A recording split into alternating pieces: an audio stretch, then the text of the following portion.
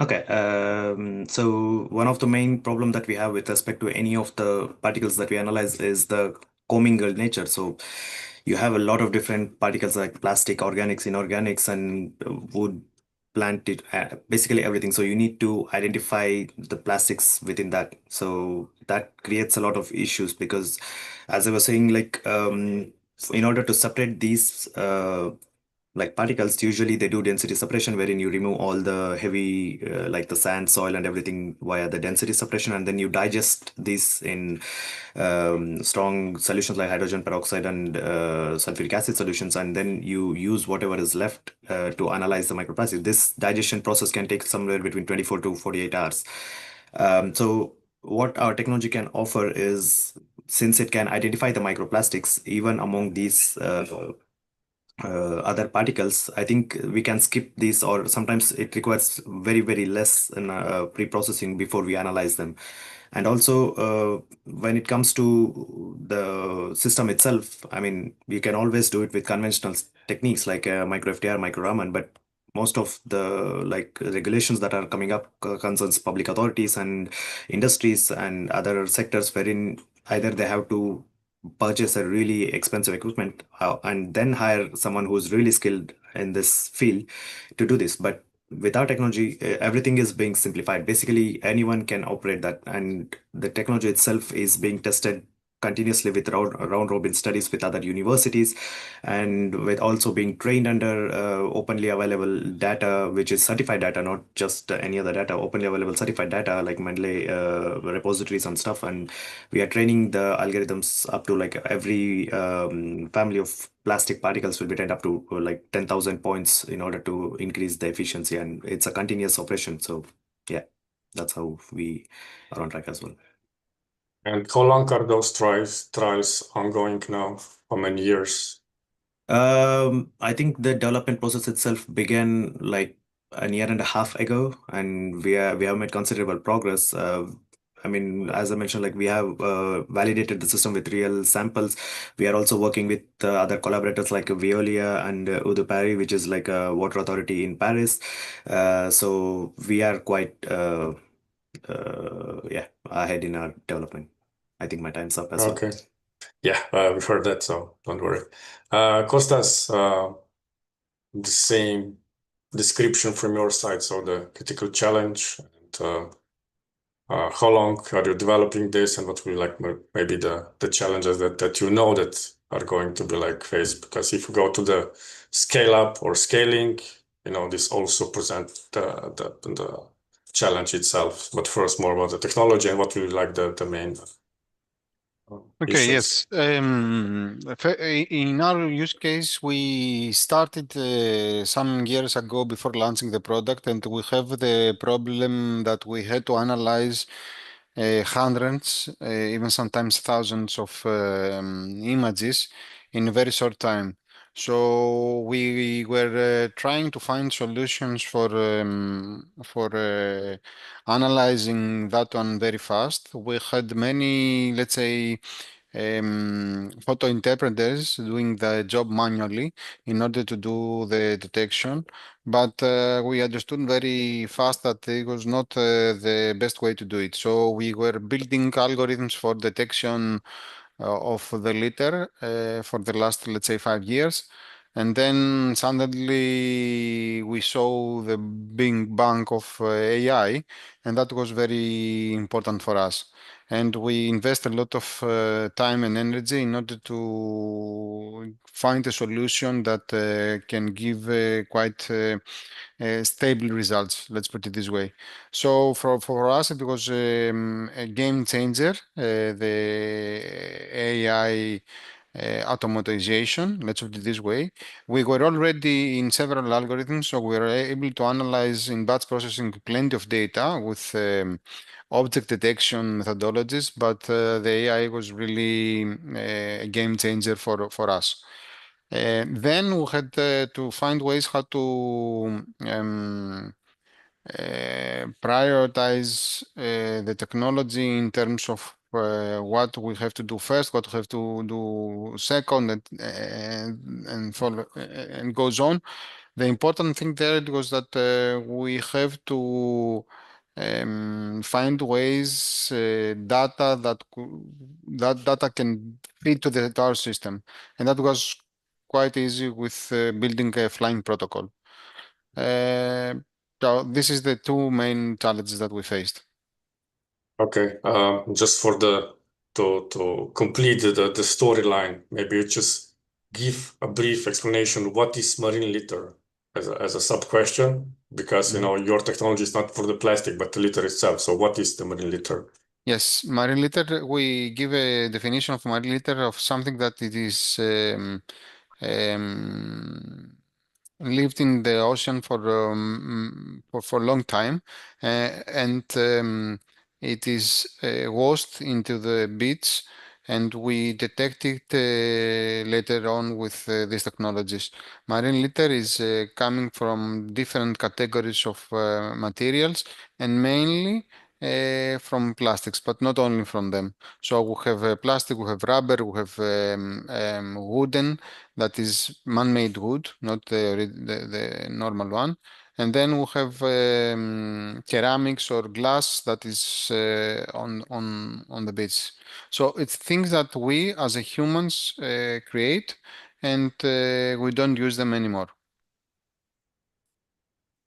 Okay, thank you. So we also have some question from YouTube. I will just incorporate in my next questions. So the next will be since you both are like quite familiar with the European project and how this goes, if anything goes in the EU directive should be supported by science. So and you are like an entrepreneur coming out of the science. So do you think that, especially when you're talking now to the AI-based approaches, what will be the validation? Because everything, you know, in the European Commission, everything should be done by the protocols. You have your own protocols, but are you also searching to this to be like generally recognized as your protocols to be part of the legislation, or this will be like an open to everyone to further collaborate, like maybe Kostas and Abhilash, 1 minute, you know, it's like Okay.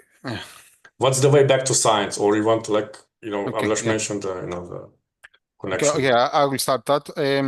We provide information in a European level of the pollution that exists in coastline. And this is very important in order to find out if the legislation is working or not. And for the validation, it is very simple for us. We create 1 by 1 meter, and then we put several different types of litter, and then we see how the algorithm is responding to that. So you have the actual litter that exists, you have a photo of them, and then you compare it with the drone's imagery and the detection of the algorithm. In terms of EU level, we're very happy to give information back and to find out if legislations that the countries have is working in a long period. And this is, I think this is very, very important in order to find out if we are in the right way. Abhilash, and comment. Yeah, so concerning the data itself, I think at this moment we are providing the data as we are still in the developmental stage, and we are working in several EU projects as well. The data, especially with respect to our Scout, we are sharing it as much as possible because the real samples that we are getting is from the project partners itself. So, and we have to analyze, we are analyzing them and then doing the round robin study to validate the analysis as well. And then we, of course, put it in an open access way. But as we move on to more commercialized stages, I don't think we will have the capacity to do that because we sell the product to someone and then it's up to them because they will be the data generator and they will be the one who will be in charge of the data. So I don't know if we will have the capacity to do that later stages. Yeah. Okay. Yeah, that's very straightforward answer, so that's perfect. For the next one, we're going now close to the market and your ways as entrepreneurs. I also got a question from YouTube, which is just specifically to Kostas. Who are the investors currently interested in the area of marine litter? maybe we can expand this question, is the marine litter have any value, or the value is punishment not to pollute? Or how do you think, how you will consider, who will be your customers to go in that regards? Yeah, we have okay, we have thought a lot about that question, and actually, it's not an easy one. We have several sectors that we have separated from the market. Actually, we have four of the sectors. It's the local communities in the governments. Also, is the NGOs. It is the big institutions that they want to have this information, and the cleaning companies. So we have also touristic companies. So we have reached some of the customers and we asked them if they are interested in this service. Everybody is happy with this service. Everybody wants this service. Everybody wants to know if the beach is cleaned or not, but they are not willing to pay. Why they are not willing to pay? Because there is not a clear legislation that gives the mandate to do the mapping in a specific area. So since there is not a mandate from somebody that is asking for this information, it's not easy to ask the local authorities, let's put it this way, to pay. The market is there because we have some contracts with very large NGOs, very large institutions that they want to do the cleaning. And this is what we're trying to secure right now. But we are very crazy enough, we're very crazy, or we're crazy enough to say that we want to build something that gives back to the community important things. So we're not actually looking for a huge profits right now, but to be in a very sustainable path. And we believe that during the years we will have the capacity that we need in order to expand this in large area. Ideally, we would like to have this system to be adopted from United Nations for reporting for a specific SDG, SDG 14.1b, which is related with marine litter in global level. Yeah, I also thinking about this question as a coordinator, in multiple projects, and it's at the end of the day, I see here Dimitris, so as a quite active participants in the cleanup and so on. But yeah, it's maybe the way how we are like use your technology, which is like I think both of you are meant for us, and then we can just showcase what is wrong. But at the end of the day, who will pay is the question which is beyond our points at this point. I think maybe Abhilash, the question that I prepare, what is the biggest lesson, or think lessons will be learned when this will be like applied, but the sources of microplastic. I know that in upstream project you're working on the Danube River. It's like one of the largest river in Europe. How polluted it is, and why do you think that your solution, the Scout, will be like the change maker, and how, if you measure, all this stuff in the water, types of microplastic or the polymer types, the shape and so on, is there any option that it can connect back to the real problem, which is like where this come from?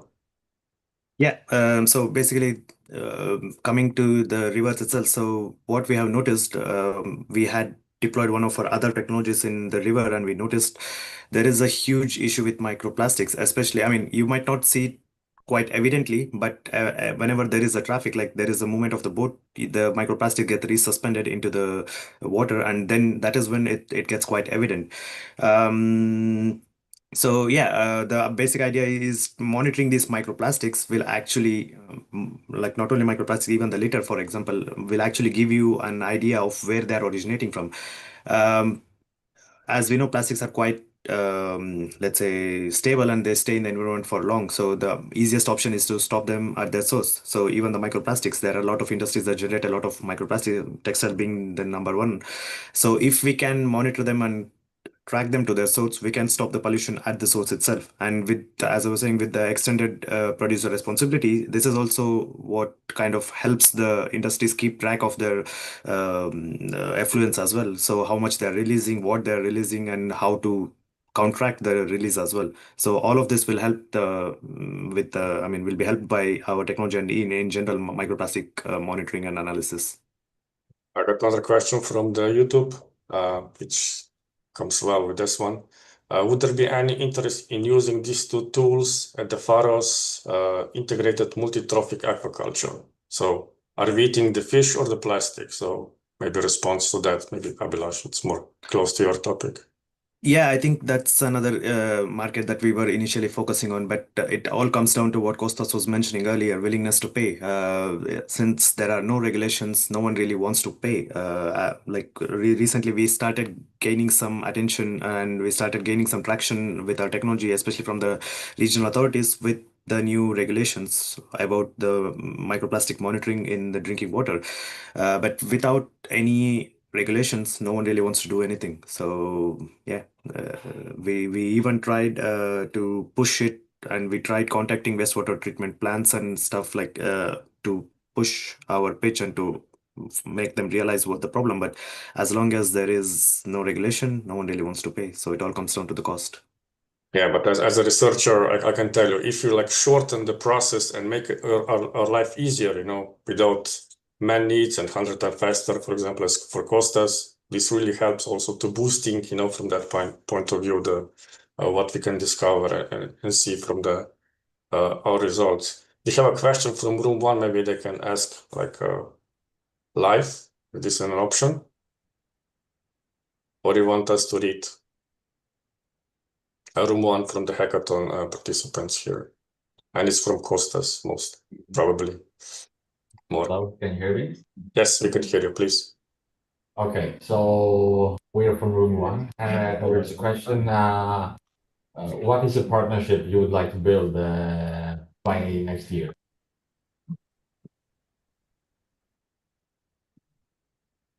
The partnership.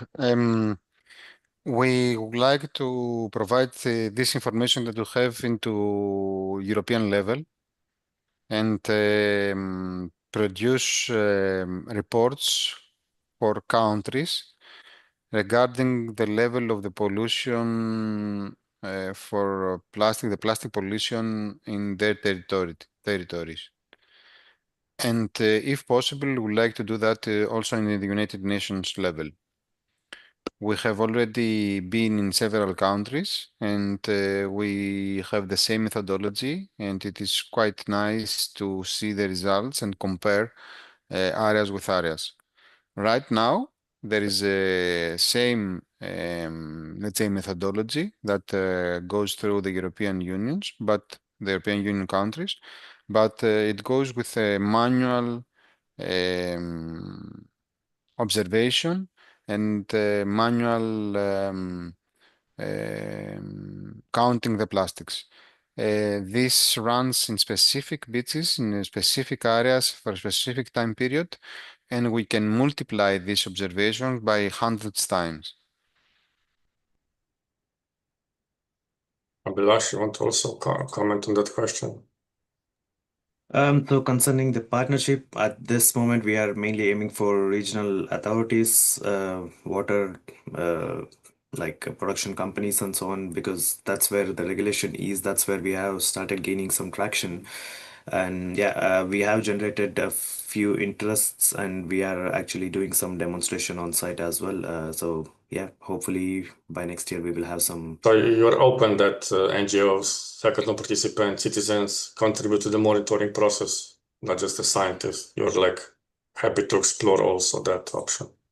Yeah, I mean, That was the question. as I was saying, yeah, anyone can operate our technology. So it's not just limited to people with experience in, I don't know, an NR spectroscopy or FTIR spectroscopy. No, anyone can operate, and the system provides results in such a way that anyone can understand as well. So it's not something that needs to be trained on. I mean, after a while, you will understand what's going on as well.